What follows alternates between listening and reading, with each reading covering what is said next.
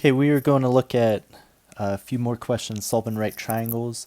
Um, all that's given is what I have in the examples, but I went ahead, so this piece here, those are problems that you may see in the book. I went ahead and drew three generic right triangles. I always draw them the same, even though they may not be to scale or not even close in some instances. Okay. Another side note, we always want exact values if possible. Exact values. Now, sometimes we just can't. Okay, and I'll show you an example. That last example, actually, we will need a calculator if I wanted everything. Okay, if I just wanted the sides, I'd probably get away with it. Anyways, let's move on. So, sine of b is square root of 2 over 2. Remember, that's a ratio. Sine is opposite over hypotenuse. So we could like draw in square root of 2 for opposite and the hypotenuse is 2. But remember, it's a ratio, so it might be simplified. We have to always look at what other information is given. And right here we have a equals 10. Right, the fact that a equals 10, the hypotenuse could not be 2. Right, because the hypotenuse is the longest side. It is a ratio. Simplified, opposite over hypotenuse is root 2 over 2. Now, a couple approaches. First off, knowing that, recognizing that square root of 2 over 2, I've seen that before, right? That is definitely comes from the unit circle or special triangle, or maybe, I've been preaching about this easy way to remember sine and cosine and creating the table. Right? And you remember that value somewhere in there. Well, it's a 45 degree. So that's extremely helpful. Knowing that the sine of some angle is square root of 2 over 2, I know that that angle would be 45 degrees. Okay? Or radians, pi over 4. But for these, we're going to stick with degrees. Another way, say you're just drawing this blank, you get a calculator as a resource, right? I want to see all work and I want exact values. But there's nothing wrong with kind of double checking. So remember, if you're trying to find the angle, but you have the actual value of whichever trig function you're looking for, the trick to do that in the calculator is to do sine inverse. So it looks like sine of the negative 1 power. And then put square root of 2 over 2. Remember, square root of 2 over 2 just means square root of 2 divided by 2. Make sure all of it's in parentheses. Also make sure you're in degree mode, because if you're in radians, it won't spit out pi over 4. It's going to spit out whatever the actual value pi divided by 4 would be. Some approximation, right?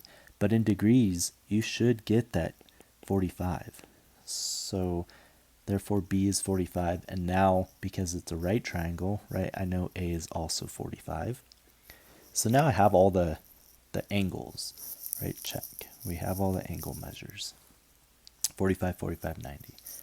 From here, you can set it up and do algebra. You can know the ratios of special triangles if you recall that the sides of a 45, 45, 90 are equivalent, and that the hypotenuse is you take the side multiplied by root 2.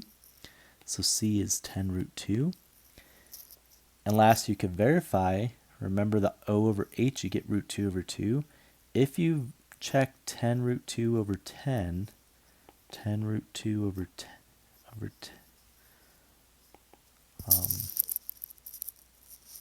something ain't looking right. What am I doing wrong?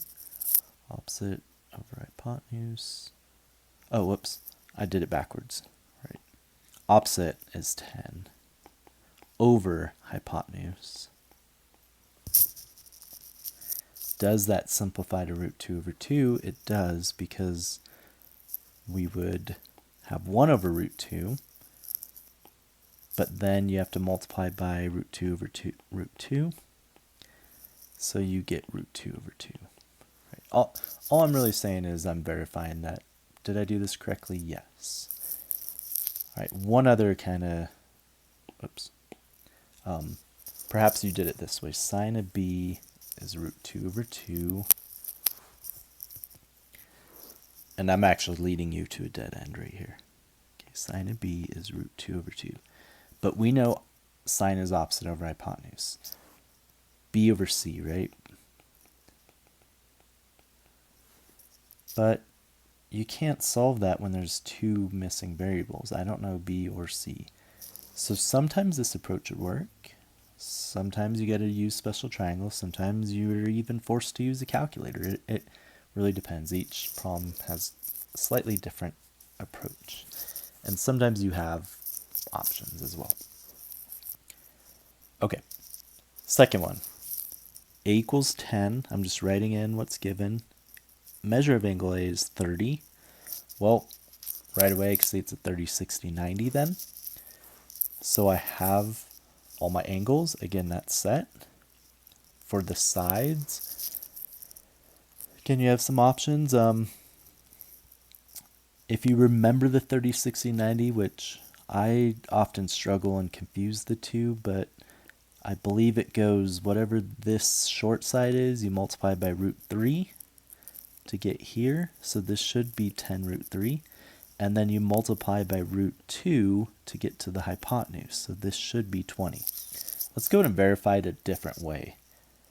Okay, I made a video about the special triangles, and if you have them memorized, awesome, you could definitely do it that way. But let's verify this.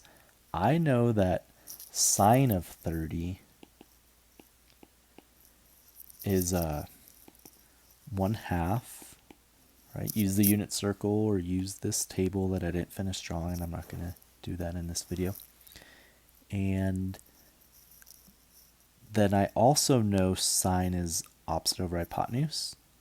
So from here we have opposite. It's 10 over hypotenuse is c. Right now I just have a easy proportion to solve. I could do cross product. C times 1 is c equals 2 times 10 is 20, which is exactly what I had claimed over there. And then to do the third side, you could do Pythagorean theorem. So let's see. We have a squared plus b squared equals c squared. 100 plus b squared equals 400. So b squared is 300. Square root it. You'd get, I'm just going to do it in my head because I know square root of 300 is 100 times 3, and the square root of 100 is 10. Okay, also I knew it would be that because, right, I did the ratios over here. Which I guess leads me to take a step back. If we knew it was 45, 45, 90 on this problem over here, we could have done Pythag here as well, right? So you get 100 plus 100 is 200 equals c squared, which c would be 10 root 2 as well. So again, multiple approaches. If you have a right triangle, why not use the Pythag once you have two sides? Okay, last one here. Tangent of A is 100. I can't really draw that in here again because it's a ratio, right? This means opposite over adjacent. Whatever I get with that, which would be A over B, is 100. When I reduce A over B, I get 100, but that's two unknown variables. Now, actually, it's not two unknown variables because B is 100. I'm jumping the gun here. They gave me that, right? So actually, in this case, I don't know any of these angles. I don't recall tangent of A equal 100 ever coming up in our charts. So let's solve this. A over B is 100 equals 100. A then is 4 zeros, so 10,000. Okay, this time actually, starting that way, it worked out for us because of what was given, right? They gave us adjacent, therefore all I was missing was opposite, easy ratio. So A here is 10,000. to get C, we'd do Pythag. I'm going to claim the lazy chair right now because I don't feel like multiplying that out, but you could do Pythag and get that. It's going to be a number over 10,000, not a whole lot over 10,000. Anyways, the angle measure now. Because this does not show up on the unit circle, any of the special angles, it's not a special triangle, you have to use the calculator. There is no other way about this. The one thing I could say, remember my triangle is not drawn a scale. If this side is 100 and this side is 100 times larger, just picture that, right?